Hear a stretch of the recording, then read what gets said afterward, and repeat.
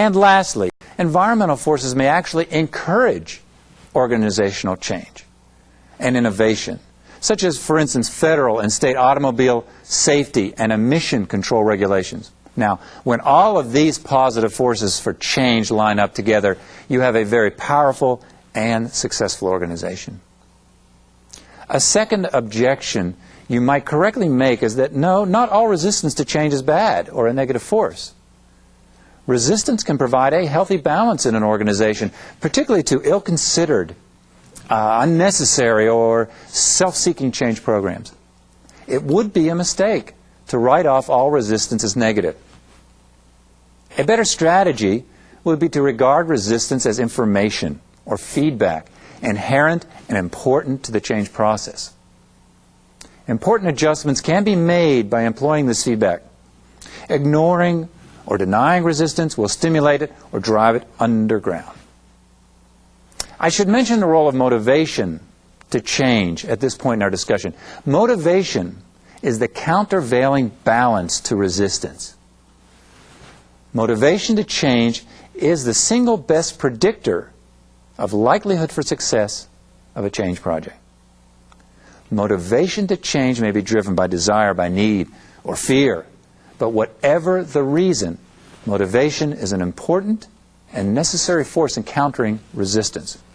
There is a direct and inverse relationship between resistance and motivation. You can picture this relationship as weighing or balance scales. If resistance is greater than motivation to change, as indicated here, be content with small-scale projects or look for another job.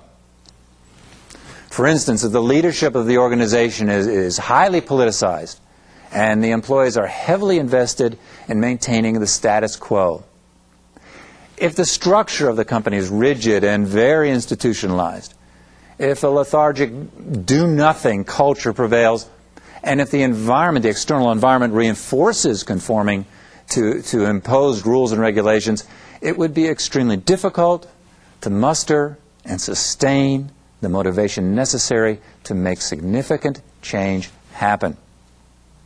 This is, by the way, an example of what De Vries calls the depressive organization, one that is typically large and highly bureaucratic. When resistance to change is equal to motivation to change, as pictured here, change is possible, but not without a fight. For instance, when discontent with the status quo is fairly widespread among the workers, but leadership is divided as to the necessity for change, you have a situation that could go either way. Now, on the other hand, when motivation to change is greater than resistance, well, that's a sure win. In this case, motivation for change is strong, positive, and widespread. And these scenarios do exist. I have helped a few organizations that were in this position. And it's a great pleasure, I can tell you. So our lesson here is to attempt to ascertain if there is a high likelihood of success before beginning a large change project. As military strategists and even schoolyard bullies know, do not start a fight you can't win. In other words, pick your battles carefully. And now for a few practical strategies to reduce resistance and ensuing conflict. A surefire way to reduce personal resistance to change is to ensure that the employee perceives that the change you are instituting is ultimately in his or her own best interest or in the best interest of the organization.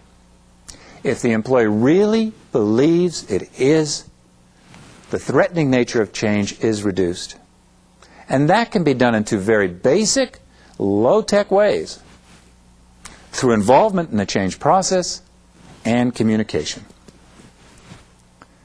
First, let's talk about involvement. In every case, the person being asked to change should be intimately and immediately involved in planning the change process. Now, as obvious and as simple as this strategy sounds, it is the one that is most often overlooked when managers and planners sit down to plot a change program.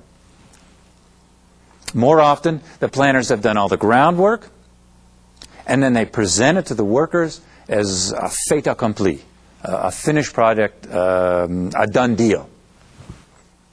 Management then outlines the new change program and tells the workers what they must now do to satisfy the new requirements. You can see how easy it is to create a conflict between management and workers in this way. And, of course, resistance begins immediately. A far more productive strategy would be to bring the workers, those being asked to change, into the planning process from the very beginning. Not stage 2, but stage 1. Their involvement and participation must be real and meaningful, not token or gratuitous. That means that the planners must be listening to what the workers are saying and regarding it as valuable. For instance, if there's feedback from a client that there is a shortcoming or problem in this particular division, key workers from that division should be brought into the very first discussions with management or administrators. They can be asked to help identify the problem, to help design a remedy, and lastly, to aid in creating a tool to evaluate progress. If they're brought into the second stage, after the problem has supposedly been identified and defined by the planners, it's too late.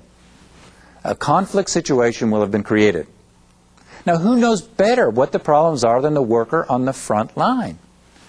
Although this may seem a little burdensome to you, the front-end investment of time will pay off later in the process when you don't have to be chipping away at all the walls of resistance. Involvement that allows for meaningful input from those being asked to change at the earliest possible moments is the secret weapon of consultants.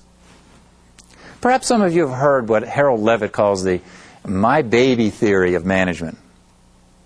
Most of us are far more tolerant of our own baby's occasional smelly diaper and screams in a quiet restaurant than we are of someone else's baby when they smell or they scream.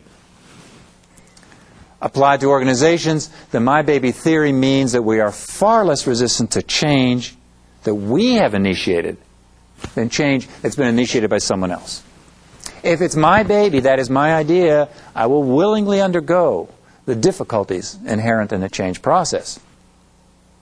On the other hand, if you are imposing your ideas on me and I find it noxious, I will not be nearly so tolerant. By involving the worker in the process from the beginning, you will increase a feeling of ownership of the project. And by so doing, you will increase the individual's commitment to see it through to a successful conclusion. You now have created a very strong partner in the change process instead of a resistant adversary. And remember, the key to involvement is to do it from the very earliest stage, before any plans have actually been committed. The next key strategy is communication, and both one-way and two-way communication. One-way communication, of course, you know, is basically one direction, for instance, from the manager to the employee. Examples of one-way communication would be memos, notices, announcements, newsletters. Through one-way communication, the manager can provide information, data, and evidence as to why the change is actually necessary. For instance, what exactly is the organization's budget shortfall for this year? What are the current repercussions if we continue doing business the way we've been doing it all these years? How is the company being threatened by its competition? How will we improve market share? Provide details whenever possible.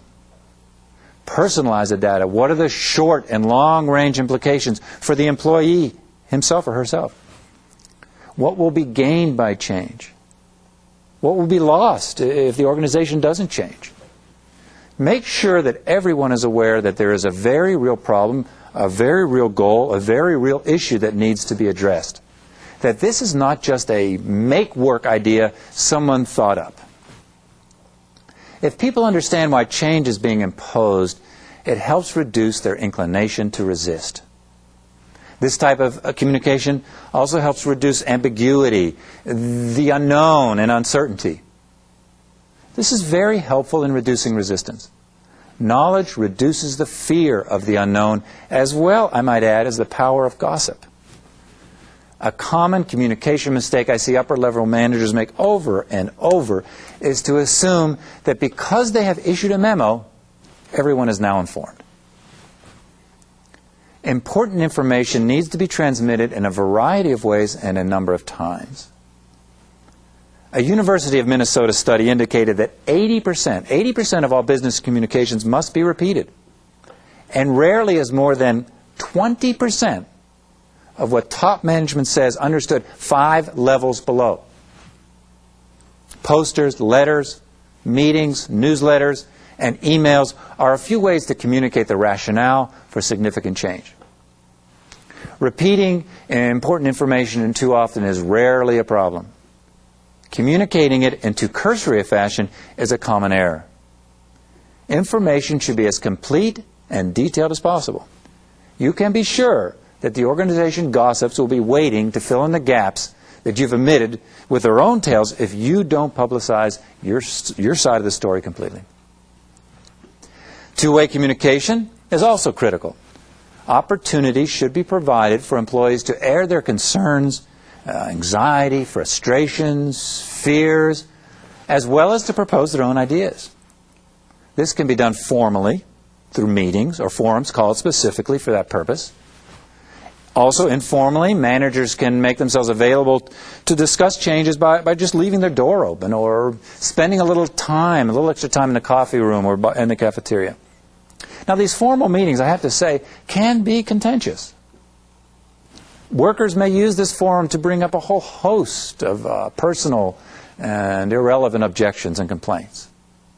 It takes considerable skill and fortitude on the part of the manager to see that these meetings remain constructive. Now, if a manager feels uncomfortable chairing a meeting like this, he has alternatives. He can ask for help from Human Resources Department. You can hire a consultant to coach the manager, or you can even hire a consultant to run the meeting. A consultant with a good understanding of group dynamics can be of invaluable help. Employees may also be afraid to voice concerns openly. If problems or concerns are not being expressed in this forum, the manager should solicit them.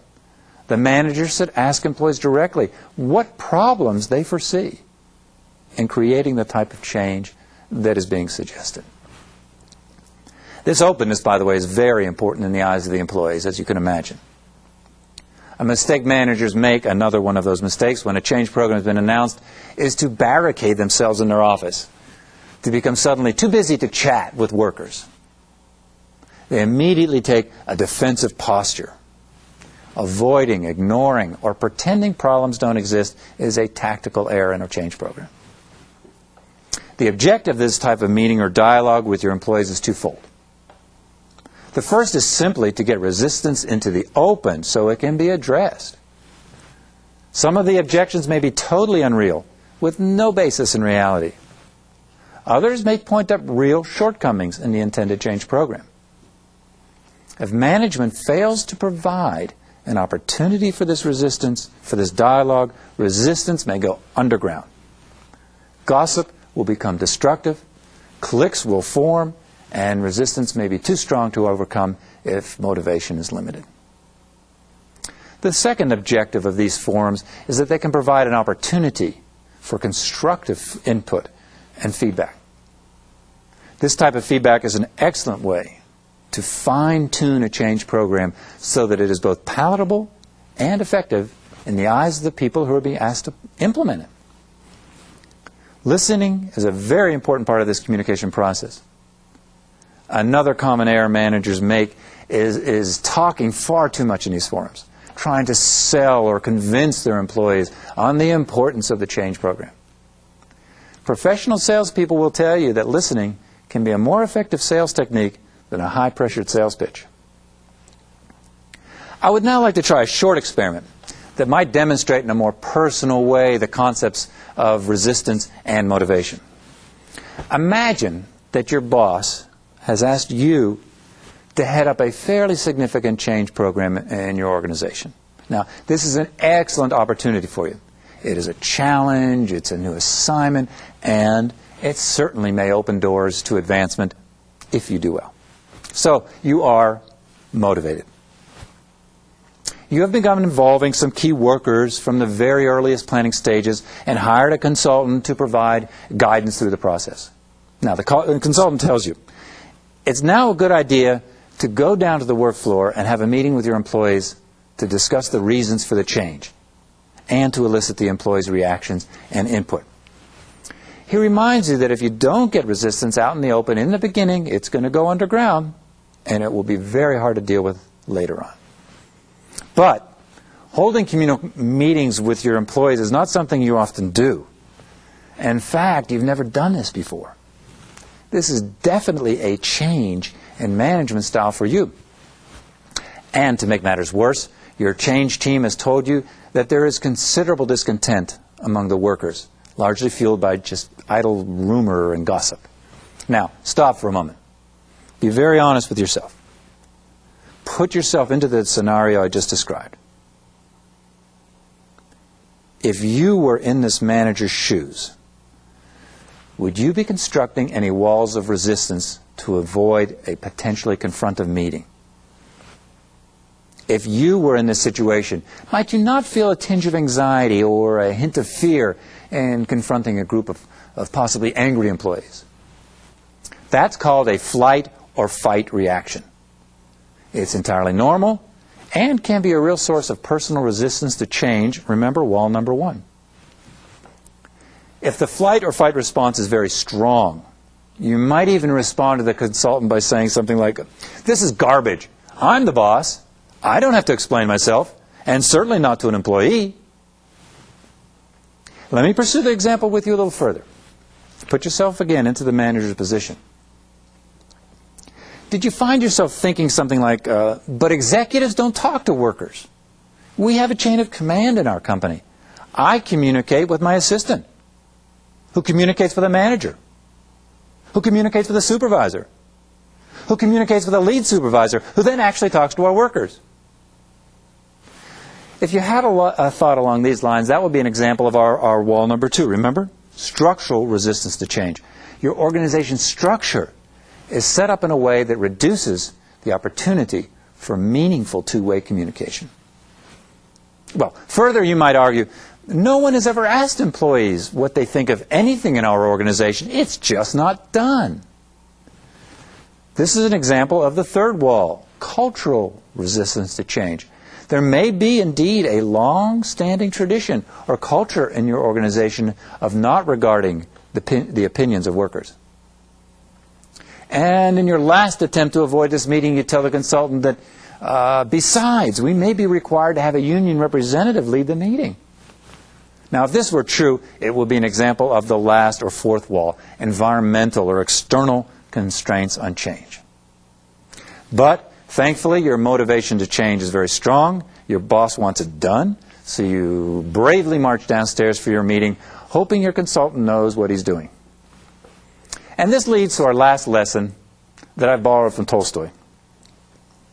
Everyone thinks of changing the world, but no one thinks of changing himself.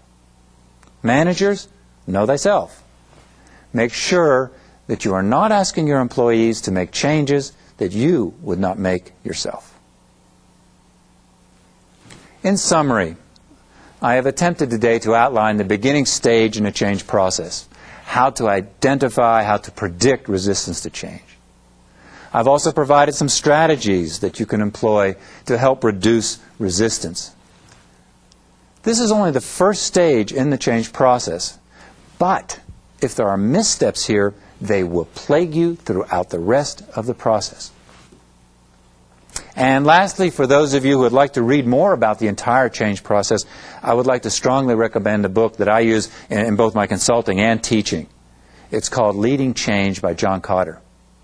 Well, I hope this has been helpful, and I welcome your comments and your questions. Thank you. Thank you, Dr. Golden. Let us continue with the second question and answer session. Our first question has come in by fax. It is from Costa Rica. It is from El Centro Costarricense de Ciencia y Cultura in the city of San Jose in the country of Costa Rica. It's in Spanish, and I am going to translate it quickly into English. It says, what are the policies to be followed by countries that forgive the debts of developing nations so that they can reach a level or catch up to a level of globalization if within those countries there continues to exist corruption in different levels of organizations? Dr. Khalil? Well, that's a difficult question. I believe that there are two ways to handle such a thing. One, which I call it the ugly way, is to put conditions. When the lender countries try to forgive some of the loans, they can put some conditions. But this is sometimes not acceptable or very harsh measure. The second way of doing it is to have specific use for the funds that will be released or that will be forgiven. In other words, we tell them, we will forgive the 2 billion or 3 billion or 4 billion or whatever it is, provided that we see progress in one or two or three sectors, and we can select these sectors, and provided that we see and make sure that the level of corruption, if there's any, will be alleviated a little bit. The corruption is two parts, as we all know. Corruption that relates to the government officials sometimes, and corruption that relates to businessmen sometimes. So we have to identify which corruption are we addressing and how to go about minimizing it. The most difficult part, unfortunately, will be the one that has to do with government officials. Thank you. Our next question is from Brazil. It is from O Serviço Nacional de Aprendizagem Comercial in the city of Porto Alegre in the state of Rio Grande do Sul in Brazil.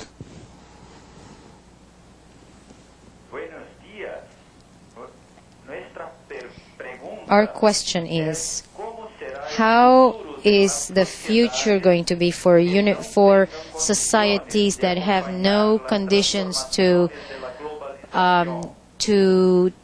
accompany the changes of the brought about by globalization? Okay. Did you hear the question? Let me repeat it. What are we going to do with companies that may not have the internal resources to keep up with all these rapid changes in globalization that's taking place? Dr. Khalil? Well, I go back again to education. I go back again to the idea of the importance of the individual.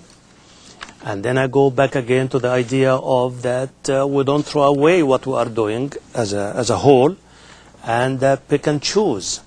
So if there's a company going to be faced with the future globalization and they have some opportunities there, then they should look at themselves. And they ask themselves a very basic question. What are the strategies that we should follow? And what are the resources that we should generate, if you wish, to achieve such a change? Again, one of the very important resources for them, for these companies, are the human resource. So we educate our people.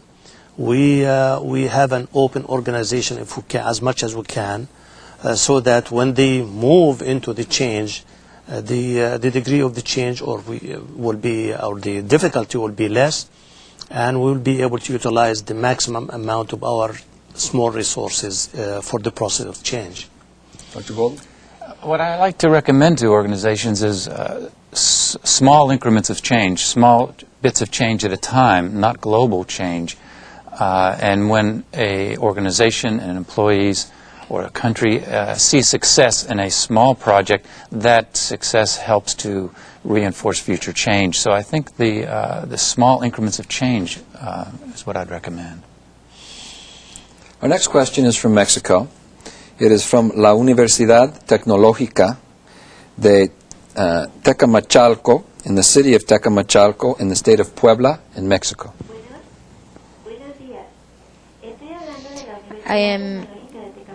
sending you our greetings from Tecamachalco, Puebla. What do you suggest for educational institutions and organizations to be able to support the people leaving universities for them to enter into the real life and real world in a smooth manner? Dr. Golden? Continuing education, I think, is a strength, and I think is a strength that all universities can use their resources for, and I think we're trying to reinforce that more and more. That is, that the education, as you know, doesn't end with the university, and particularly with technology changing so quickly. And I think continuing education from the moment the person leaves the university, familiarizing themselves with the resources, making it part of the culture of the institution, that education continues even after you leave these doors, would be a helpful transition. Our next question is from Mexico. It is from La Universidad de Occidente in the city of Los Mochis in the state of Sinaloa in Mexico.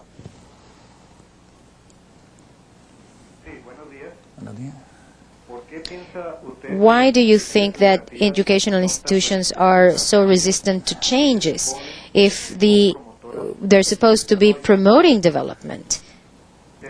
That's one question. Now, I do have another question. How can you use artificial intelligence more in education? How can you apply it more?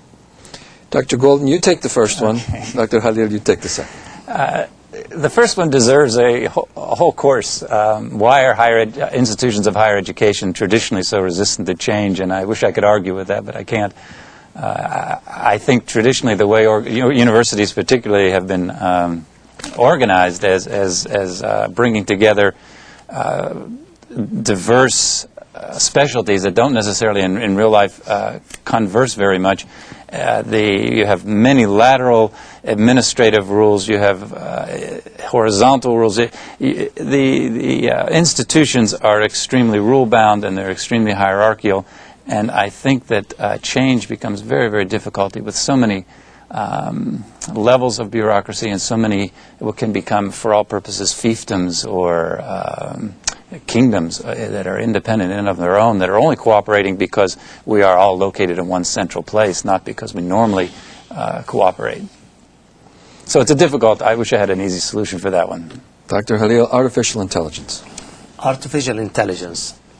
It still is a very, very, very young field, but it's based on completely different hardware and software bases.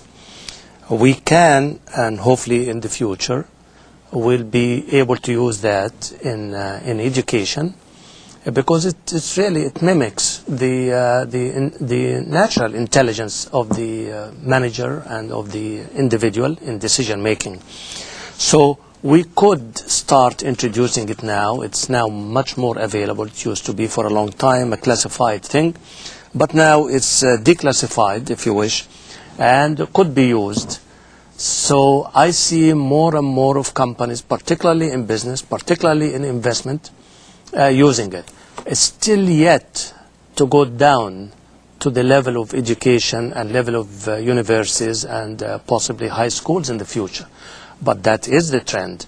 So hopefully in the near future, we will be able as educators to take this artificial intelligent equipment and machines and software and the like and try to use it, not necessarily in every discipline, but for the discipline at the beginning at least, for the disciplines that the marginal utility or the marginal use is the highest. One of them, of course, is finance. Our next question is from Cuba. It is from Cine Internet in La Habana, Cuba.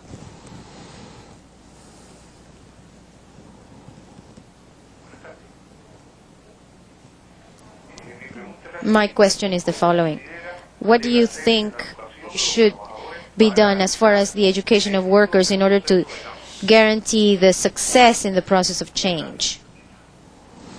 Dr. Golden, education of workers. I think that the workers need to be brought into the very beginning, as I mentioned. I like to bring the workers in to even help define the problem. What do they see as the problem within their own workplace? So I think the involvement is absolutely critical in the education of workers. Not just a one-directional, this is how we must change, but what are your ideas about change? This is the goal, this is where we need to go. What are your ideas? How can we get there? Our next call is from Costa Rica. It is again from El Centro Costarricense de Ciencia y Cultura in the city of San Jose in Costa Rica.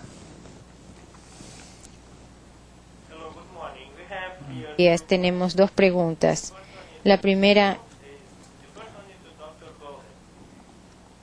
consider that change are more frequent and deeper nowadays, can we expect it will reduce the resistance to change in the future? I mean, will the changing process be easier in the future? I believe it will and be. The second one, sorry. I'm going to ask in Spanish, please. ¿Existe alguna metodología? is there any methodology in order to fight this resistance to change in a project, in a company? Let me respond to the first question. Le voy a responder a la primera. Yes, I think change is going to be easier because I think that we are raising the next generation is coming into the workforce, and this varies around the world, but with